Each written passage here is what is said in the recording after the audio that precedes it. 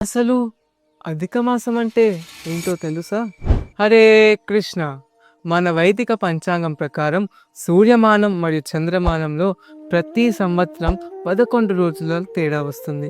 ఈ తేడాని సమకూర్చడానికి ప్రతి 3 సంవత్సరాలలో ఒక్కసారి అధిక మాసం వస్తుంది. ఈ మాసం ఆ పూర్ణ పురుషోత్తముడైన శ్రీకృష్ణుడికి చాలా ప్రియమైనది.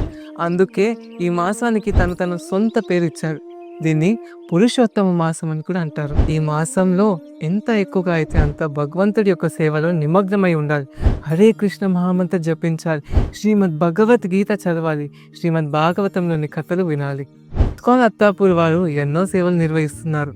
ఎలా అయితే శ్రీ విగ్రహ సేవ, సాధు సేవ, విద్యాదాన సేవ మరియు అన్నదాన సేవ ఇత్యాది సేవలలో మీరు కూడా పాల్గొనవచ్చు. హరే కృష్ణ.